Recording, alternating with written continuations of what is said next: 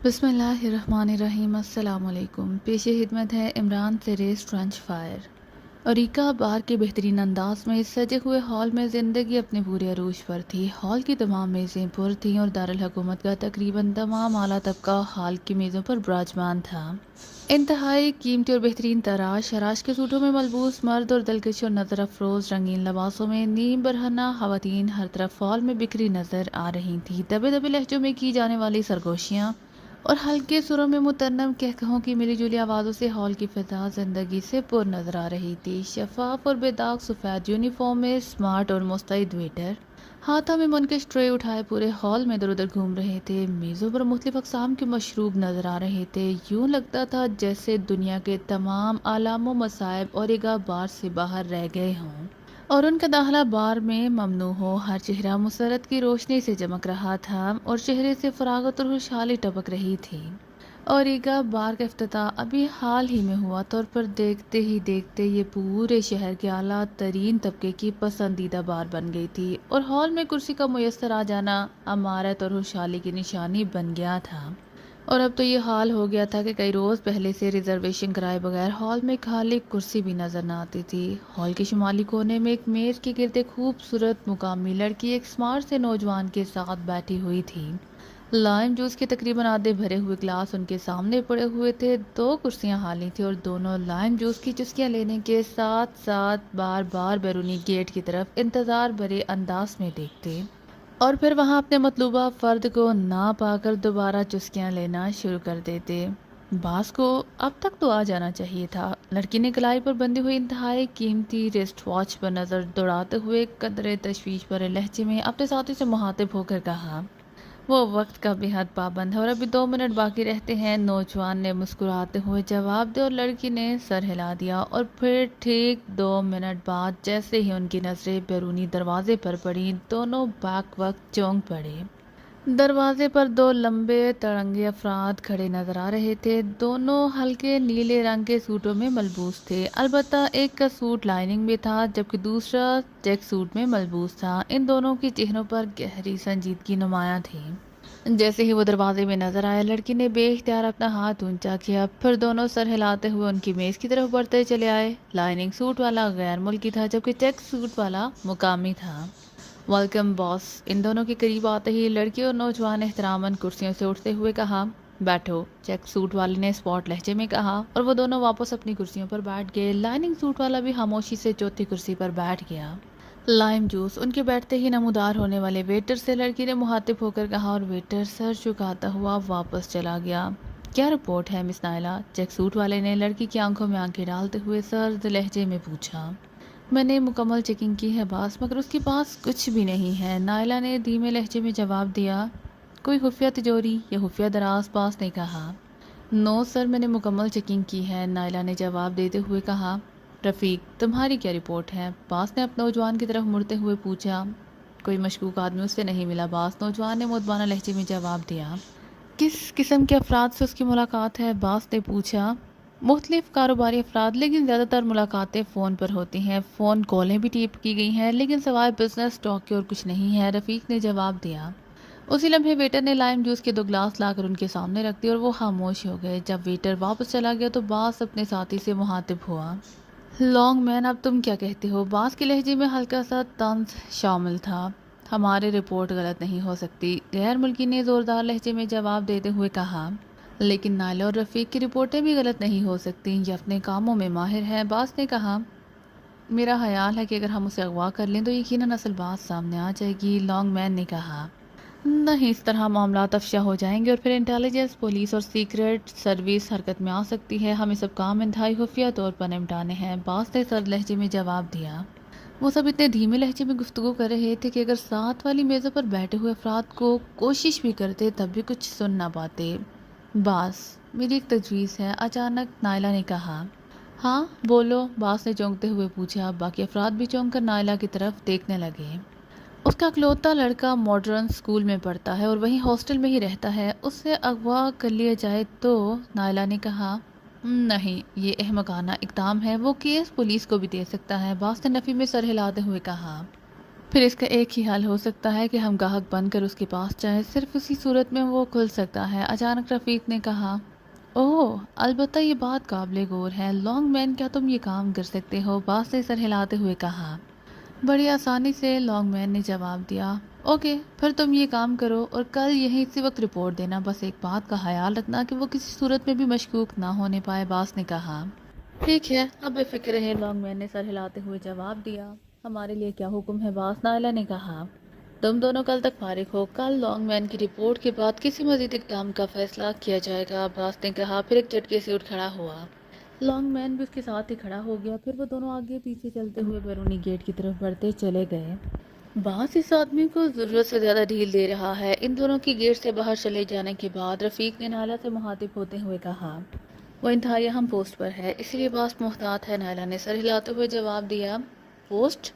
کیسی پوسٹ؟ وہ تو کاروباری آدمی ہے، رفیق نے چونکتے ہوئے پوچھا۔ اوہ، اس کا مطلب ہے کہ تمہیں اس کے بارے میں بنیادی باتوں کا علم نہیں، نائلہ نے مسکراتے ہوئے کہا۔ کیسی باتیں؟ اتنا تو معلوم ہے کہ وہ امپورٹ ایکسپورٹ کا کام کرتا ہے، اور بس، رفیق نے حیرت بھرے لہجے میں کہا۔ بظاہر یہی بات ہے، لیکن دراصل وہ راکوش کا مقامی چیف ہے، نائلہ نے لہجے کو اور زیادہ دھیما کرتے ہوئے کہا۔ راکوش؟ کیا کہہ رہی ہو؟ یہ کیسے ہو سکتا ہے؟ راکوش تنظیم تو صرف یورپ تک ہی محدود ہے، اس کا یہاں ایشیا میں کیا کام؟ اور پھر وہ بھی پاکیزا جیسے چھوٹے ملک میں، رفیق نے حیرت سے آنکھیں چوڑی کرتے ہوئے کہا۔ اور رفیق، تمہاری یہ بے خبری انتہائی تشویش کی بات ہے، تمہارا کیا خیال ہے؟ باس اس سے کیا چاہتا ہے؟ نائلہ نے اس بار انتہائی سنجیدہ لہجے میں کہا۔ کیا چاہتا ہے؟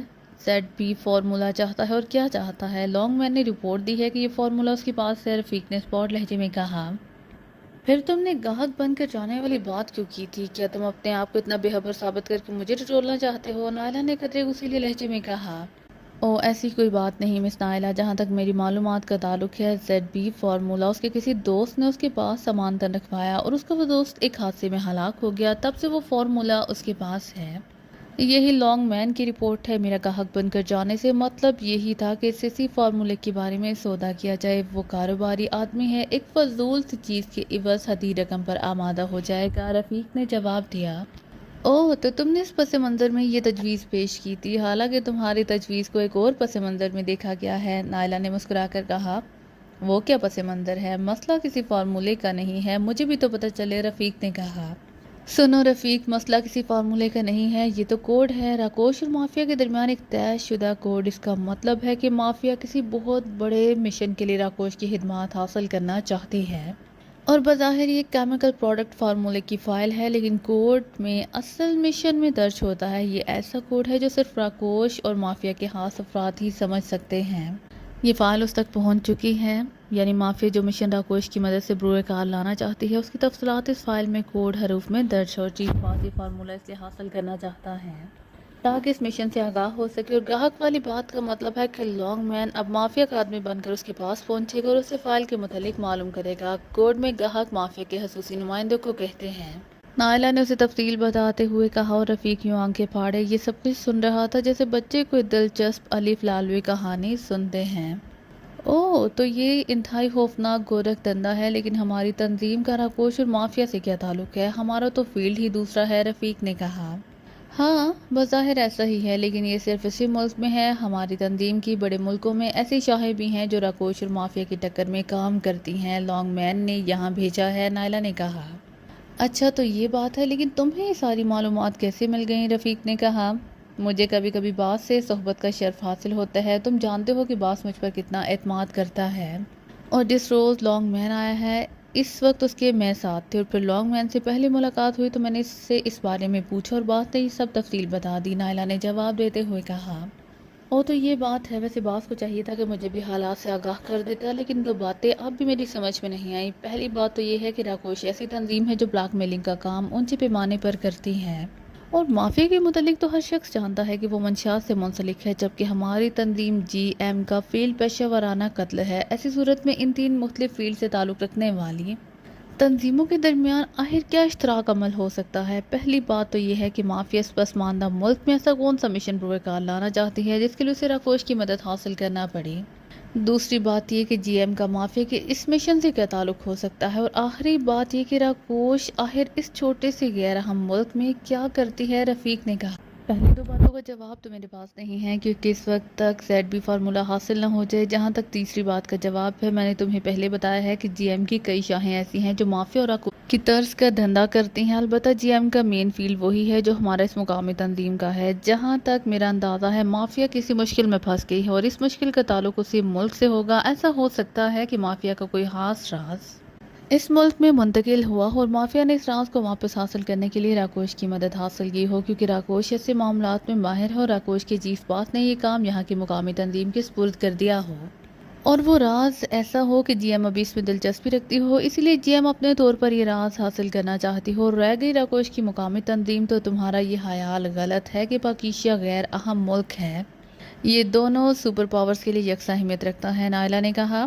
گڈ آئیڈیا نائلہ، تم واقعی انتہائی ذہین ہو۔ اب مجھے معلوم ہوا ہے کہ آخر باس تم پر اتنا اعتماد کیوں کرتا ہے، رفیق نے بے اختیار تعریف کرتے ہوئے کہا۔ تعریف کا شکریہ، لیکن کیا ہم یہاں کل تک بیٹھ کر باتیں ہی کرتے رہیں گے؟ نائلہ نے مسکراتے ہوئے جواب دیا۔ اوہ، واقعی باتوں میں وقت کا احساس ہی نہیں ہوا۔ اب تمہارا کیا پروگرام ہے؟ رفیق نے چونک کر کڑائی کی گھڑی پر نظریں دوڑاتے ہوئے کہا۔ میں چاہتی ہوں کہ آج کی رات اچھے سے جشن میں گزرے۔ وی سی آر پر کوئی خوبصورت سی رومانوی فلم دیکھی جائے، پرانی شراب دل کھول کر پی جائے، لیکن اکیلے نہیں۔ نائلہ نے مسکرا کر رفیق کی آنکھوں میں آنکھیں ڈالتے ہوئے کہا اور رفیق کی آنکھوں کی چمک ابھر آئی۔ اوہ ویری گڈ، اگر تم قبول کرو تو اپنی رہائش گاہ پر اس جشن کا بندوبست کروں گا۔ یقین کرو یادگار جشن ہوگا، رفیق نے کہا۔ واقعی، نائلہ نے ہونٹ بیچتے ہوئے کہا۔ آؤ، تجربہ شرط ہے، رفیق نے کہا۔ پھر اس نے جیب سے بٹوا نکال کر ایک بڑا نوٹ پلیٹ میں رکھا اور اٹھ کھڑا ہوا۔ نائلہ نے بھی سر ہلایا اور اٹھ کھڑی ہوئی اور پھر وہ دونوں ایک دوسرے کے ساتھ ساتھ چلتے ہوئے بیرونی گیٹ کی طرف بڑھ گئے۔ عمران نے اپنی سپورٹس کار کوٹھے کے کھلے گیٹ کے اندر موڑ دی، پھر وہ اسے پورچ تک لے آیا۔ عمران آج کل فارغ تھا اور آج اسے ناشتہ کرتے ہوئے اچانک سپرنٹینڈنٹ فیاض کا خیال آ گیا تھا۔ کافی دنوں سے اس سے ملاقات نہ ہوئی تھی، چنانچہ عمران نے فیاض کے دفتر فون کیا تو معلوم ہوا کہ فیاض بیمار ہونے کی وجہ سے چھٹی پر ہے۔ چنانچہ عمران نے اس کی کوٹھی جانے کا فیصلہ کر لیا۔ اس کا خیال تھا کہ واقعی فیاض بیمار ہے، پھر اس کی مزاج پرسی ضروری ہے، آخر وہ اس کے فلیٹ کا مالک ہے۔ اگر اس نے بیماری کا صرف بہانہ کیا ہے تو پھر اس سے اچھی خاصی رقم اینٹھی جا سکتی ہے۔ عمران نے کار پورچ میں روکی، پھر نیچے اتر کر وہ برآمدے میں آیا۔ اس نے کال بیل پر انگلی رکھی اور اسے مسلسل دبائے رکھا۔ اندر دور گھنٹی کی مسلسل آواز سنائی دینے لگی۔ چند ہی لمحوں بعد دروازہ کھلا اور ایک بڑے میاں باہر نکلے۔ وہ لباس اور قطع وضع سے ملازم لگ رہے تھے، لیکن عمران نے پہلے اسے کبھی نہیں دیکھا تھا، شاید وہ نیا ملازم تھا۔ عمران نے اس کے باہر آنے کے باوجود کال بیل کے بٹن سے انگلی نہ ہٹائی۔ ہاتھ ہٹاؤ، یہ کیا بدتمیزی ہے، بوڑھے ملازم نے آنکھیں پھاڑ کر غصیلے انداز میں کہا، ساتھ عمران کا ایک بازو جھٹکے سے نیچے کر دیا۔ ارے یہ بدتمیزی ہے، کمال ہے، میں تو آج تک اسے کال بیل کا بٹن سمجھتا رہا تھا، عمران نے بڑے معصوم سے لہجے میں آنکھیں پھیلاتے ہوئے کہا۔ فرمائیے کس سے ملنا ہے، بوڑھے ملازم نے یوں عمران کو سر سے پیروں تک دیکھتے ہوئے کہا جیسے اس کی دماغی صحت سے مشکوک ہو گیا ہو۔ عمران نے اپنے مخصوص ٹیکنیکلر لباس میں ملبوس تھا اور ظاہر ہے چہرے پر حماقت و آبشار پوری روانی سے بہہ رہا تھا۔ ذمہ دار صاحب سے، عمران نے معصوم سے لہجے میں جواب دیتے ہوئے کہا۔ ذمہ دار؟ کیا مطلب؟ کیا آپ پاگل ہیں؟ ملازم کا چہرہ غصے سے سرخ ہو گیا، وہ شاید کچھ ضرورت سے زیادہ ہی وفاداری کا مظاہرہ کر رہا تھا۔ کیا ذمہ داروں سے صرف پاگل ملا کرتے ہیں؟ اگر ایسی بات ہے تو پھر ذمہ دار کے پاس ملازمت تو ظاہر ہے سکرات بکرات ٹائپ کی ہی فلاسفر کرتے ہوں گے، عمران نے برا سا منہ بناتے ہوئے کہا۔ یہاں کوئی ذمہ دار نہیں رہتا۔ ہم آ جاتے ہیں وقت ضائع کرنے۔ ملازم کو شاید عمران کے فلسفے کی سمجھ نہ آئی تھی، اس لیے اس نے جان چھڑانے والے انداز میں کہا، پھر واپس مڑنے لگا۔ کیا یہ فیاض صاحب کا گھر نہیں ہے؟ عمران نے حیرت بھرے لہجے میں کہا۔ ہاں ہے، لیکن آپ تو ذمہ دار کہہ رہے تھے۔ فیاض کا نام سنتے ہی ملازم تیزی سے مڑا۔ میرا خیال ہے کہ فیاض کو چاہیے کہ تمہیں کچھ انگریزی بھی پڑھا دے تاکہ مجھے انگریزی کا ترجمہ کرنے کی ضرورت نہ پڑے، عمران نے کہا۔ انگریزی؟ کیسی انگریزی؟ آخر آپ چاہتے کیا ہیں؟ فیاض صاحب سے ملنے آئے ہیں تو وہ نہیں مل سکتے، وہ بیمار ہیں، آپ جا سکتے ہیں، ملازم نے اکتائے ہوئے انداز میں کہا۔ کون ہے فضلو، کس سے باتیں کر رہے ہو؟ اندر سے فیاض کی بیوی کی آواز سنائی دی، وہ شاید ملازم کے باہر رک جانے کی وجہ معلوم کرنے آئی تھی۔ بیگم صاحبہ، کوئی صاحب آئے ہیں، الٹی پلٹی باتیں کرتے ہیں، کبھی کہتے ہیں ذمہ دار صاحب سے ملنا ہے، کبھی فیاض صاحب کا نام لیتے ہیں، کبھی انگریزی پڑھنے کے لیے کہتے ہیں، فضلو نے اونچی آواز میں جواب دیتے ہوئے کہا۔ اچھا، تو ذمہ دارانی صاحبہ بول رہی ہیں، آواز بڑی خوبصورت ہے، یقیناً خود بھی خوبصورت ہوں گے، عمران نے بڑے ڈھیر سے لہجے میں کہا تو فضلو کا چہرہ غصے کی شدت سے سرخ ہو گیا۔ تم بدماش آدمی ہو، میں تمہارا خون پی جاؤں گا، بوڑھے فضلو نے اچانک ہاتھ بڑھا کر عمران کا گریبان پکڑ لیا۔ ارے ستیہ ناس، میرا کالر خراب کر دیا، عمران نے بوکھلائے ہوئے انداز میں کہا، لیکن اس نے فضلو کا ہاتھ ہٹانے کی کوشش نہ کی تھی۔ اور فضلو کا غصہ بھی صرف گریبان پکڑنے تک ہی محدود رہا تھا۔ شاید عمران کے جسم دیکھتے ہوئے اس سے زیادہ غصہ دکھانا اس نے مناسب نہ سمجھا تھا، اور عمران شاید فیاض کی بیوی کو یہ منظر دکھانا چاہتا تھا، اسی لیے اس نے گریبان چھڑانے کی کوشش ہی نہیں کی تھی۔ اسی لمحے دروازہ کھلا اور فیاض کی بیوی باہر آ گئی۔ ارے ارے، یہ کیا کر رہے ہو فضلو؟ کیا تم پاگل ہو گئے ہو؟ فیاض کی بیوی نے گھبرا کر فضلو کا ہاتھ پکڑ کر کھینچتے ہوئے کہا۔ بیگم صاحبہ، یہ گندی باتیں کر رہا تھا، میں اس کا خون پی جاؤں گا، فضلو نے اپنے مالکہ کو دیکھ کر اور زیادہ شیر ہوتے ہوئے کہا۔ ارے باپ رے بھابی، یہ تو آپ خون پینے والے پاگل کب سے ملازم رکھنے شروع کر دیے، عمران نے خوفزدہ ہوتے ہوئے کہا۔ بیگم صاحبہ، یہ صاحب کو ذمہ دار اور آپ کو ذمہ دارانی کہہ رہے تھے، فضلو نے فریاد کرتے ہوئے کہا۔ ارے سویپر فیاض کا میں نے ترجمہ کر دی، ذمہ دار فیاض تو کیا برا کیا، اور بھابی کا نکاح تو ذمہ دار صاحب سے میرے سامنے ہوا تھا، اسی لیے یہ اصل ذمہ دارانی ہے، میں گواہ ہوں، عمران نے وضاحت کرتے ہوئے کہا، اور فیاض کی بیوی کہا مار کر ہنس پڑی۔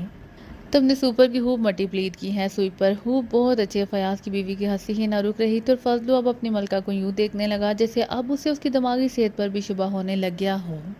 اللہ کا شکر ہے کہ میں نے ابھی تک شادی نہیں کی، ورنہ میں بیمار ہو جاتا تو میری بیوی بھی اسی طرح کہے مارنا شروع کر دیتی، عمران نے توبہ کے انداز میں کانوں کو ہاتھ لگاتے ہوئے کہا۔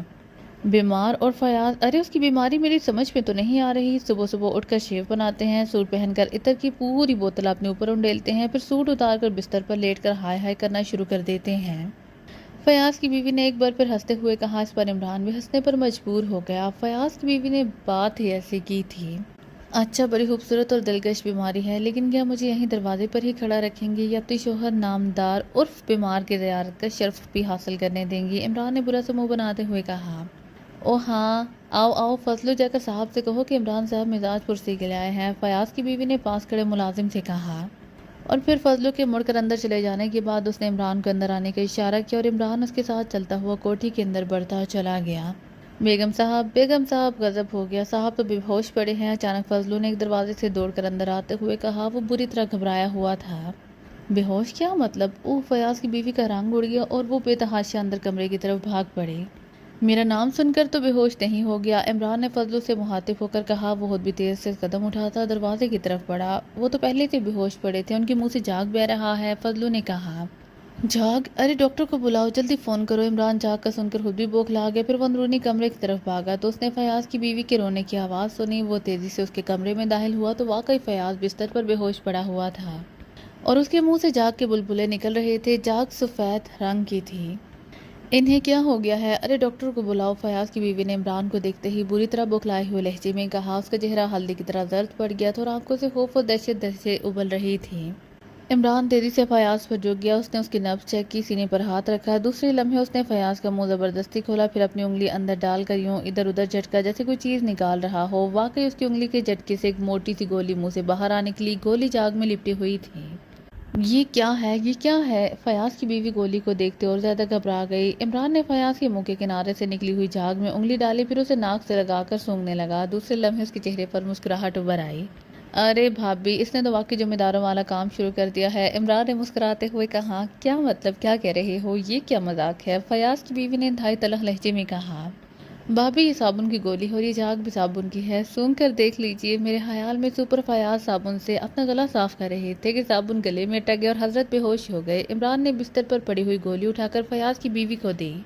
صابن سے گلا صاف کر رہے تھے؟ یہ کیا حماقت ہے، یہ کیسے ہو سکتا ہے؟ فیاض کی بیوی نے الجھے ہوئے لہجے میں کہا۔ اسی لمحے فیاض کی کراہنے کی آواز سنائی دی، اب چونکہ اسے سانس لینے میں تکلیف نہ ہو رہی تھی، اسی لیے اس کی بے ہوشی ختم ہو رہی تھی۔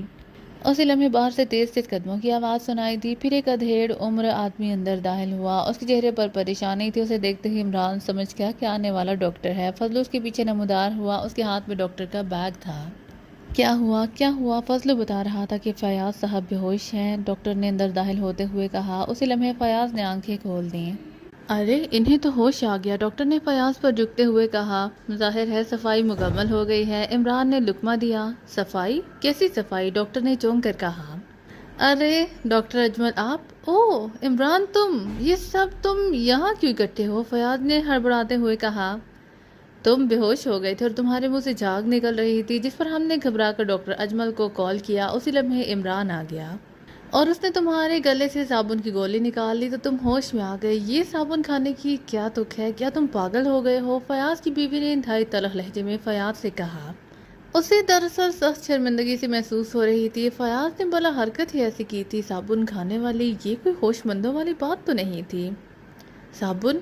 کیا مطلب؟ میں نے تو کیلشیم کی گولی کھائی تھی، لیکن گولی میرے گلے تک آ گئی۔ میں اٹھ کر پانی پینے لگا، لیکن پھر میرا سانس گھٹ گیا اور مجھے ہوش نہ رہا، اور تم کہہ رہی ہو کہ میں نے صابن کی گولی کھا لی تھی؟ فیاض نے حیرت سے آنکھیں پھاڑتے ہوئے کہا۔ ڈاکٹر اجمل جو حیرت سے یہ کہانی سن رہا تھا، اس کی نظر فیاض کی بیوی کی انگلیوں میں پکڑی ہوئی سفید گولی پر پڑ گئی۔ یہی گولی ہے، ذرا دکھائیے، ڈاکٹر اجمل نے کہا۔ پھر اس نے فیاض کی بیوی کے ہاتھوں سے گولی لے کر اسے غور سے دیکھا، پھر دوسرے لمحے وہ کھلکھلا کر ہنس پڑا۔ اب بہت خوب، انتہائی دلچسپ اتفاق ہے، یہ تو واقعی صابن کی گولی ہے، اور جہاں تک میرا آئیڈیا ہے، یہ گولیاں واشنگ مشین میں استعمال کے لیے تیار کی جاتی ہیں، ڈاکٹر اجمل نے کہا۔ ارے تو تم نے کیلشیم کا پرانا ڈبہ اٹھا لیا۔ اوہ، تو یہ مسئلہ ہوا۔ گولیاں واقعی میں نے واشنگ مشین کے لیے منگوائی تھی فضلو سے، اس کا پرانا ڈبہ پڑ گیا تو میں نے یہ گولیاں کیلشیم والے پرانے ڈبے میں ڈال دی تھیں۔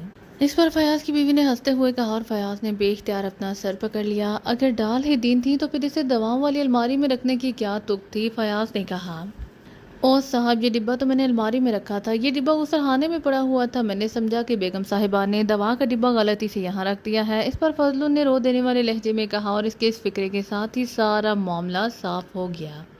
ڈاکٹر صاحب، آپ کو ناحق تکلیف ہوئی، معافی چاہتی ہوں، فیاض کی بیوی نے شرمندہ لہجے میں ڈاکٹر سے مخاطب ہو کر کہا، جو کھڑے ہنس رہے تھے۔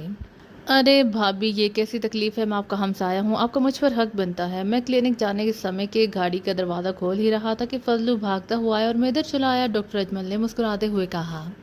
ڈاکٹر صاحب، ایک خوفناک بیماری کا بڑا چرچا ہے آج کل، آپ کا اس بارے میں کیا خیال ہے؟ اچانک عمران نے ڈاکٹر اجمل سے مخاطب ہو کر کہا۔ خوفناک بیماری؟ کیسی بیماری؟ ڈاکٹر اجمل نے چونکتے ہوئے پوچھا۔ بیماری کا نام تو مجھے نہیں آتا، یا شاید ابھی اس بیماری کا نام رکھا ہی نہ گیا ہو، بہرحال علامات بتا دیتا ہوں، عمران نے فیاض کی بیوی کی طرف معنی خیز نظروں سے دیکھتے ہوئے کہا، اور فیاض کی بیوی دھیرے سے مسکرا دی۔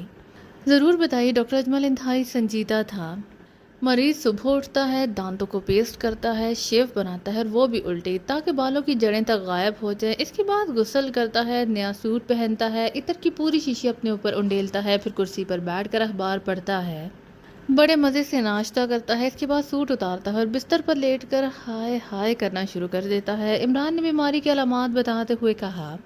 اس کا لہجہ بے حد سنجیدہ تھا، اور ڈاکٹر اجمل یوں آنکھیں پھاڑے اسے دیکھنے لگا جیسے اسے یقین نہ رہا ہو کہ عمران واقعی سنجیدہ ہے یا یہ کیا بیماری ہوئی؟ ڈاکٹر اجمل نے آنکھیں سٹپٹاتے ہوئے کہا۔ ڈاکٹر آپ ہیں، آپ کو پتہ ہونا چاہیے، اور ہاں، جب مریض شدت اختیار کر جائے تو صابن کی گولی حلق میں ڈالتا ہے اور بے ہوش ہو جاتا ہے، عمران نے کہا۔ تم باز نہیں آؤ گے، ہاں مذاق اڑا رہے ہو، بس غلطی سے گولی کھانے میں، فیاض نے بستر سے اٹھتے ہوئے غصیلے لہجے میں کہا۔ ہاں تو ڈاکٹر صاحب، پھر یہ کون سی بیماری ہے؟ عمران نے فیاض کی بات سنی انسنی کرتے ہوئے ڈاکٹر سے مخاطب ہو کر کہا۔ آپ مذاق کر رہے ہیں جناب، بھلا یہ کون سی بیماری ہے؟ اچھا بھابی، اب مجھے اجازت دیجیے۔ اوکے فیاض صاحب، ڈاکٹر اجمل نے مسکراتے ہوئے کہا، پھر تیز تیز قدم اٹھاتا کمرے کے دروازے کی طرف بڑھ گیا۔ اچھا تو جناب سپرنٹینڈنٹ سینٹرل انٹیلیجنس بیورو آج کل پریشان ہے اور بیمار ہیں، عمران نے بستر کے پاس پڑی ہوئی کرسی گھسیٹ کر اس پر اطمینان سے بیٹھتے ہوئے کہا۔ تمہیں کس نے بتایا ہے جو تم یہاں ٹپکے ہو؟ فیاض نے دوبارہ بستر پر بیٹھتے ہوئے کہا۔ عمران، میں تمہارے لیے چائے بنا لاؤں، اور آپ بھی ذرا گلا صاف کر لیجیے، فیاض کی بیوی نے عمران کے ساتھ ساتھ فیاض سے بھی مخاطب ہو کر کہا، اور فیاض برے برے منہ بناتا ہوا باتھ روم کی طرف بڑھ گیا۔ فضل اور فیاض کی بیوی دونوں جا چکے تھے۔ آخر یہ بیماری کا چکر کیا ہے؟ فیاض کی باہر آتے ہی عمران نے پوچھا۔ فیاض تولیے سے منہ پوچھ رہا تھا۔ چکر کچھ نہیں، تمہارے ڈیڈی میرے پیچھے پڑ گئے ہیں، کہتے ہیں کہ اگر میں تمہیں کسی ہوٹل میں دیکھا، کسی کیفے یا بار میں تم نظر آئے تو ملازمت سے نکال دوں گا، اور ایک کم بخت انسپکٹر شاہد میرا سخت دشمن ہے، اسے میری جاسوسی پر لگا دیا ہے۔ اب تم خود سوچو کہ میں سارا دن دفتر میں جھک جھک کرنے کے بعد کیا کروں، چنانچہ میں بیمار ہو گیا، فیاض نے منہ بناتے ہوئے جواب دیا۔ اچھا تو یہ بات ہے، لیکن فیاض میں تو تمہیں بہادر سمجھتا تھا، مگر تم تو بڑے بزدل نکلے ہو، کیا تمہاری باقی عمر اسی بیماری میں گزرے گی؟ عمران نے سنجیدہ ہو کر کہا، اس کے لہجے میں فیاض کے لیے ہمدردی کے آثار موجود تھے۔ اور بتاؤ میں کیا کروں، سر رحمان ہیں اسی قسم کے آدمی، وہ واقعی مجھے نوکری سے نکال باہر کریں گے، اسی لیے میں نے یہی سوچا ہے کہ کچھ دن بیمار بن کر گھر پڑا رہوں جب تک سر رحمان کسی اور مسئلے میں الجھ کر یہ بات بھول جائیں گے، فیاض نے کہا۔ لیکن ہوا کیا؟ آہ ڈیڈی کے اتنے غصے کی کوئی وجہ بھی تو ہوگی، عمران نے رازدانہ لہجے میں کہا۔ وہ اوریگا بار کا چکر ہے، اب مجھے کیا معلوم تھا کہ اس کا دوست ارشد چودھری ہے جو تمہارے ڈیڈی کا بہت گہرا دوست ہے، میں نے اسے ماہانہ مانگا تو وہ مجھ سے اکڑ پڑا، میں بھی اکڑ گیا، پھر بات سر رحمان تک پہنچ گئی، فیاض نے برا سا منہ بناتے ہوئے کہا۔ اور تمہاری اکڑ یہاں پر آ کر نکلی۔ ارے تم عمران دی گریٹ کے دوست ہو، تم مجھے فون کر دیتے، میں ارشد چودھری کی اکڑ ایسے نکالتا کہ وہ ماہانہ تو کیا سالم بار ہی تمہارے حوالے کر کے چٹکیاں بجاتا سڑک پر دوڑنے لگتا۔ عمران نے کہا چھوڑو، وہ بڑا غلط آدمی ہے اور پھر تمہارے ڈیڈی کا دوست ہے۔ فیاض نے پہلو بچانے کی کوشش کرتے ہوئے کہا دوست ہے تو کیا ہوا، میں اس کے لڑکے کو دوست بنا لوں گا، لیکن وہ سپر فیاض سے اگڑے یہ مجھے برداشت نہیں ہو سکتا۔ چلو تیار ہو جاؤ، ہم ابھی اور ایگا باہر جائیں گے۔ عمران نے کہا یار کیوں مروانے لگے ہو، میں تو نہیں جاتا۔ فیاض نے انکار کرتے ہوئے کہا تم تو کیا تمہاری ہونے والی اولاد بھی جائے گی، سمجھے؟ میرا نام عمران ہے، میں چاہوں تو تم یہی بستر پر پڑے پڑے نہ صرف نوکری سے باہر ہوگے بلکہ گھر سے باہر اور جیل کے اندر ہوگے۔ مجھے صرف ڈیڈی کو تمہارے مختلف بینکوں میں موجود خفیہ اکاؤنٹوں کے نمبر بتانے پڑیں گے، عمران نے کہا، اور فیاض یوں اچھلا جیسے اسے بجلی کا شوق لگا ہو۔ ارے خدا کے لیے یہ غضب نہ کرنا، فیاض نے رو پڑتے ہوئے کہا۔ غضب؟ کیسا غضب؟ اچانک فیاض کی بیوی کی آواز سنائی دی۔ وہ اسی لمحے کمرے میں داخل ہوئی تھی، اس کے پیچھے فضل ٹرالی دھکیلتا ہوا آ رہا تھا۔ پھر بتاؤں بھابھی کو کہ تمہاری بیماری کی اصل وجہ، عمران نے منہ بناتے ہوئے کہا، اور فیاض یوں چونک کر عمران کو دیکھنے لگا جیسے اسے بات سمجھ میں نہ آئی ہو۔ کیا مطلب؟ میں سمجھی نہیں، فیاض کی بیوی نے حیران ہوتے ہوئے کہا۔ بھابھی میں نے ان کی بیماری کی اصل وجہ تلاش کر لی ہے، اور میں نے جب کہا کہ میں بھابھی کو بتاؤں تو کہنے لگا ارے یہ غضب نہ کرنا، عمران نے غضب کی تشریح کرتے ہوئے کہا۔ کیا وجہ ہے؟ اس پر فیاض کی بیوی نے انتہائی سنجیدہ ہوتے ہوئے کہا۔ بکواس کر رہا ہے، اس کی تو عادت ہی بکواس کرنے کی ہے، فیاض نے پہلو بچاتے ہوئے کہا۔ وہ اپنی بیوی کے بدلتے ہوئے تیور بھانپ گیا تھا۔ وجہ یہ ہے بھابھی کہ تم اب پہلے سے زیادہ اسمارٹ اور خوبصورت ہو گئی ہو، اسی لیے حضرت بیماری کا بہانہ بنائے گھر میں پڑے ہیں، عمران نے مسکراتے ہوئے کہا، اور فیاض نے یوں اطمینان بھرا طویل سانس لیا جیسے اس کے سر سے بہت بڑا بوجھ اتر گیا ہو۔ جبکہ عمران کے اس فکرے سے فیاض کی بیوی کا رنگ بدل گیا، وہ بڑے شرمیلے انداز میں مسکرا گئی۔ حق اسمارٹ ہو گئی ہوں، سارا دن گھر کے کام سے ہی فرصت نہیں ملتی، فیاض کی بیوی نے شرمیلے انداز میں کہا۔ اسی لیے تو فیاض بیمار پڑا ہے، آپ کو گھر کے کاموں سے فرصت ملے تو وہ تندرست ہو، عمران نے بڑے معصوم سے لہجے میں کہا، اور فیاض زندگی میں پہلی بار عمران کی بات پر بے اختیار ہنس پڑا۔ ہو تم بہت شریر ہو، فیاض کی بیوی واقعی شرما گئی اور دوسرے لمحے اٹھ کر اندرونی کمرے کی طرف بھاگ گئی۔ فضلو نے چائے پیالیوں میں ڈال کر عمران اور فیاض کے سامنے رکھ دی اور وہ دونوں چائے پینے میں مصروف ہو گئے۔ چائے سے فارغ ہو کر عمران کے زور دینے پر فیاض اوریگا بار جانے پر رضامند ہو گیا، لیکن اس نے عمران سے وعدہ لے لیا تھا کہ وہ وہاں اس کی موجودگی میں کوئی جھگڑا نہیں کرے گا۔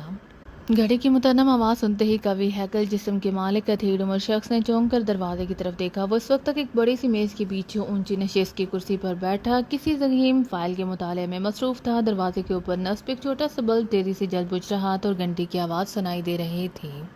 ادھیڑ عمر شخص نے میز کے کنارے پر لگا ہوا بٹن دبا دیا۔ دوسرے لمحے دروازہ خود بخود کھل گیا تو ایک باوردی شخص بڑے احترام بھرے انداز میں اندر داخل ہوا۔ اس نے نیلے رنگ کی خوبصورت سی یونیفارم پہن رکھی تھی۔ کیا بات ہے مائیکل؟ ادھیڑ عمر نے آنے والے سے مخاطب ہو کر سخت لہجے میں پوچھا۔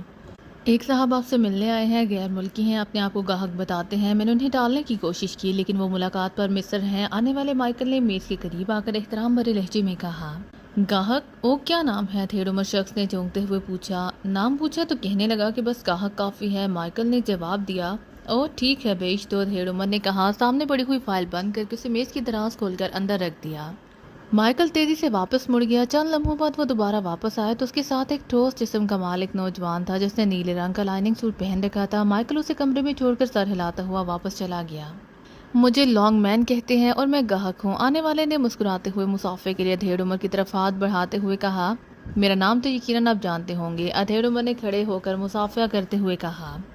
ہاں جانتا ہوں، آپ ڈربی ہیں، راکوش کے مقامی چیف، لانگ مین نے مسکراتے ہوئے جواب دیا۔ اوکے تشریف رکھیے، ادھیڑ عمر نے سنجیدہ لہجے میں کہا اور میز کے سامنے پڑی ہوئی ایک کرسی کی طرف اشارہ کیا اور لانگ مین کرسی پر اطمینان سے بیٹھ گیا۔ فرمائیے کیا خدمت کروں؟ ڈربی نے سنجیدہ لہجے میں کہا۔ مجھے اس لیے بھیجا گیا ہے تاکہ زیڈ بی کے متعلق آپ کے جواب سے اپنے بڑوں کو مطلع کر سکوں، لانگ مین نے کہا۔ Z B? میں سمجھا نہیں، آپ کیا کہنا چاہتے ہیں؟ کھل کر بات کیجیے، ڈربی نے بونہیں اچکاتے ہوئے کہا۔ مسٹر ڈربی، گاہک اور زیڈ بی سے آپ سب کچھ سمجھ چکے ہیں، اس لیے چھپنے چھپانے کی ضرورت نہیں ہے، ہمیں جلدی ہے، اسی لیے بڑوں نے مجھے بھیجا ہے، لانگ مین نے کہا۔ اتنا تو میں جانتا ہوں کہ گاہک کا لفظ مافیا والے نمائندے کے لیے استعمال کرتے ہیں اور مجھے آپ کی معلومات پر بھی حیرت ہے، لیکن میرا مافیا سے کیا تعلق؟ دوسری بات یہ کہ میں تو زیڈ بی ٹائپ کے کوڈ سے واقف نہیں ہوں، ڈربی نے کہا۔ کیا مطلب؟ کیا آپ اب زیڈ بی فارمولے سے منکر ہو جائیں گے؟ مسٹر ڈربی، یہ معاملہ بہت سیریس ہے، اس بارے میں یا میرے بڑے کسی قسم کے مذاق کے متحمل نہیں ہو سکتے، لانگ مین نے اس پر قدرے کرخت لہجے میں کہا۔ آپ کو یقیناً غلط فہمی ہوئی ہے، میں کسی زیڈ بی فارمولے سے واقف نہیں ہوں، ڈربی نے بڑے ٹھوس لہجے میں کہا۔ تو کیا آپ کو مافیا نے ZB فارمولا نہیں بھیجا؟ اس مشن کا فارمولا وہ آپ سے یہاں سے مکمل کرانا چاہتے ہیں؟ لانگ مین کے چہرے پر حیرت نمایاں تھی۔ نہیں، میں نے پہلے کہا ہے کہ میرا مافیا سے کوئی تعلق نہیں ہے اور نہ ہی کبھی رہا ہے، اور آپ کی دوسری بات تو بالکل ہی موسیقی حیث ہے۔ بین الاقوامی تنظیم کو کیا ضرورت ہے کہ مجھ سے کوئی مشن مکمل کرائے؟ ان کے اپنے وسائل اتنے زیادہ ہیں کہ انہیں کسی کی مدد کی ضرورت نہیں ہے، ڈربی نے اس پر باقاعدہ موسیقی اڑانے والے لہجے میں کہا۔ ٹھیک ہے، اگر آپ کو یہی جواب ہے تو میں اپنے بڑوں کو جا کر یہی جواب دے دیتا ہوں، اس کے بعد آپ جانے۔ اور وہ لانگ مین نے اٹھتے ہوئے کہا۔ تشریف رکھیے، اب آپ تشریف لے ہی آئے ہیں تو کچھ دیر بیٹھیے، آخر آپ ایک بہت بڑی تنظیم کے گاہک ہیں، آپ کی خدمت ہمارے لیے فرض ہے، ڈربی نے مسکراتے ہوئے کہا۔ شکریہ، میں کام کے سلسلے میں آیا تھا، جواب مل گیا اور میرا کام ختم ہو گیا، آپ اجازت دیجیے، لانگ مین نے سنجیدہ ہوتے ہوئے کہا۔ کوئی بات نہیں جناب، کام تو ہوتے ہی رہتے ہیں، آپ کو غلط فہمی ہوئی ہے، بہرحال ایک گلاس مشروب تو پی لیجیے، اس کے بعد چلے تو جانا ہی ہے آپ نے، ڈربی نے اصرار کرتے ہوئے کہا۔ سوری، میں ڈیوٹی کے دوران کچھ نہیں پیتا، یہ میرا اصول ہے، بائے بائے، لانگ مین نے کہا، پھر دروازے کی طرف مڑ گیا، لیکن اس نے مڑ کر ابھی 2 قدم ہی اٹھائے ہوں گے کہ اچانک چھت پر سے سرخ رنگ کی تیز روشنی نکلی اور لانگ مین اس سرخ روشنی میں ایک لمحے کے لیے نہا سک گیا، دوسرے لمحے روشنی معدوم ہو گئی اور اس کے ساتھ ہی لانگ مین گڈے ہوئے شہتیر کی طرح فرش پر گر پڑا۔ ڈربی نے مسکراتے ہوئے میز پر رکھے ہوئے ایک انٹرکام سیٹ کا ریسیور اٹھا لیا۔ یس سر، دوسری طرف سے ایک سنجیدہ آواز سنائی دی۔ مائیکل، یہ شخص کس چیز پر آیا تھا؟ ڈربی نے پوچھا۔ ٹیکسی پر آیا تھا سر، مائیکل نے جواب دیا۔ اوکے، میں نے اسے ریڈ ڈاؤن کر دیا ہے، اسے اٹھا کر تہانے میں پہنچا دو، میں اسے تفصیلی پوچھ گچھ کرنا چاہتا ہوں اور ہیڈ کوارٹر کو الرٹ کر دو، شاید مجھے کسی اقدام کے لیے فوری ہدایات دینی پڑے، ڈربی نے کہا۔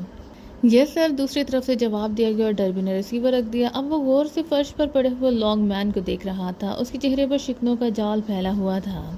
چند لمحوں بعد دروازہ کھلا اور 2 نوجوان اندر داخل ہوئے، انہوں نے بڑی پھرتی سے فرش پر پڑے ہوئے لانگ مین کو اٹھایا اور کمرے سے باہر لے گئے۔ ان کے باہر جاتے ہی دروازہ بند ہوا، ڈربی اٹھ کر کھڑا ہو گیا۔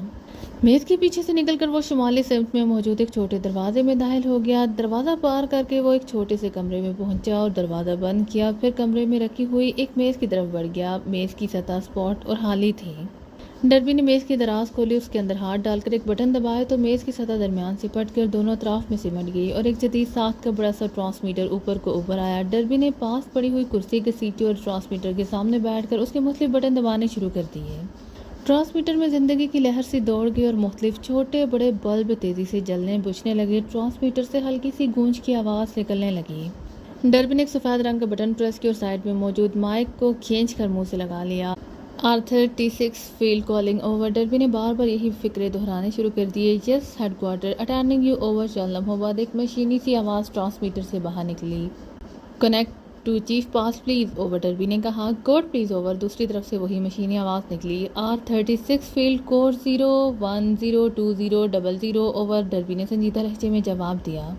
Wrong code, sorry over and all, دوسری طرف سے کہا گیا، اس کے ساتھ ہی دوبارہ گونج کی آواز ابھرنے لگی۔ ڈربی نے ٹرانسمیٹر بند کر دیا اور خاموشی سے بیٹھ گیا۔ تقریباً 2 منٹ کے بعد ٹرانسمیٹر خود چل پڑا، اس میں سے آواز ابھری، ڈربی نے ہاتھ بڑھا کر وہی سفید بٹن دبا دیا۔ ہلو فاؤل پلے، ہلو فاؤل پلے اوور، دوسری طرف سے ایک بھاری سی آواز سنائی دینے لگی۔ یس فاؤل پلے اٹینڈنگ اوور، ڈربی نے جواب دیتے ہوئے کہا۔ کوڈ پلیز اوور، دوسری طرف سے کہا گیا۔ Arthur T6 field code 010200 over, Derby نے جواب دیتے ہوئے کہا۔ Okay chief boss attending you, نام بتاؤ اوور، وہی آواز سنائی دی۔ ڈربی باس اوور، ڈربی نے اسپاٹ لہجے میں جواب دیا۔ اوکے کیوں کال کی ہے اوور، چیف باس نے پوچھا۔ باس ایک شخص جو اپنا نام لانگ مین بتاتا ہے مجھے ملنے آیا ہے، وہ گاہک بن کر آیا ہے، ZB فارمولے کے متعلق جواب مانگنے آیا تھا۔ جب میں نے کوڈ کے مطابق فارمولے سے انکار کیا تو بجائے مخصوص کوڈ دہرانے کے اٹھ کر جانے لگا، جس پر میں نے اسے ریڈ ڈاؤن کر دیا ہے۔ میں نے کال اسی لیے کی ہے کہ آپ مافیا سے معلوم کریں کہ انہوں نے کوئی گاہک بھیجا ہے اوور، ڈربی نے کہا۔